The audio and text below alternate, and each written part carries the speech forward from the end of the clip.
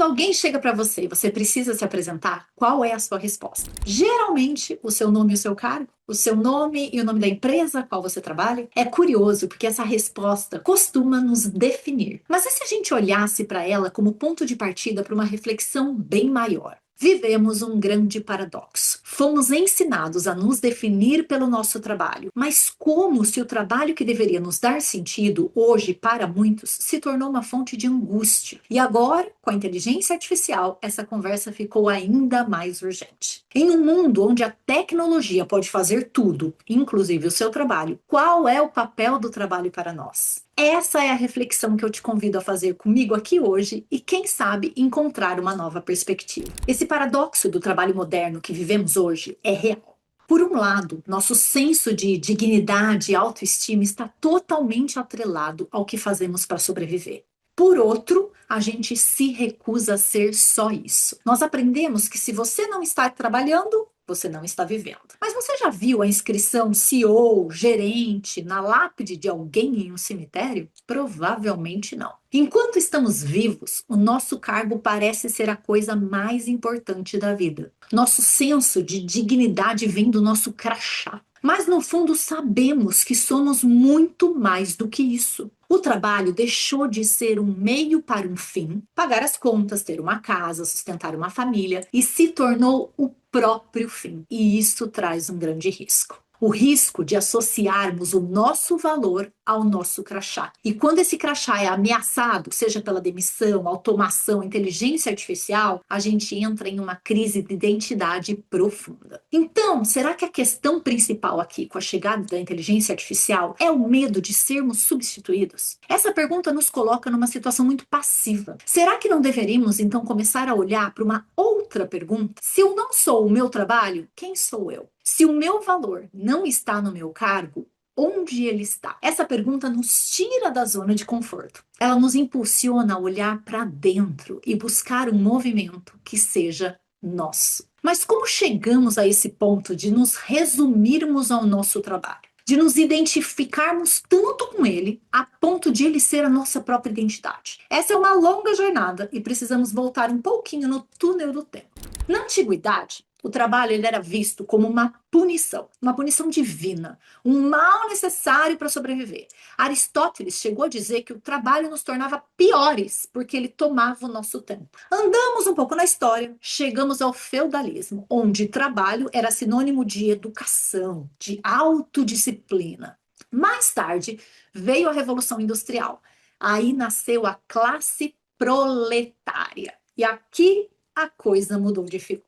O calvinismo traz que o trabalho era a própria essência da vida. Uma forma de completar a si mesmo. O trabalho ele é visto como punição e salvação. E se o trabalho é nobre, então ele não deveria ser compensado, ele não deveria ter um valor. O problema é que o capitalismo foi gradualmente transformando as relações de serviço em relações de trabalho assalariado, onde alguns controlam o capital e outros trabalham para esses. Se o sentido do trabalho era se desenvolver, mas as pessoas se pegaram trocando suas horas por um salário, fazendo coisas com as quais elas não se conectam, atividades repetitivas, quase robotizadas, você concorda que aquele sentido se esvaziou? E isso nos traz aqui hoje. Vivemos com a herança dessa busca por propósito, por sentido, em um sistema que muitas vezes nos trata como máquinas. Só que agora, quando as máquinas chegam a um estágio em que elas podem, inclusive, fazer esse trabalho, o que será de nós? Talvez a chegada da inteligência artificial seja justamente o sinal que a gente esperava para começar a repensar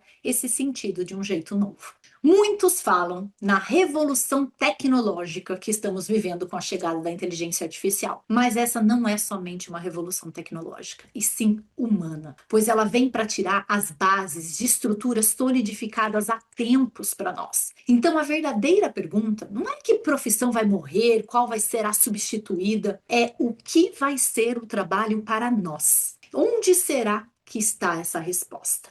Ela está em acessar o que a máquina não tem.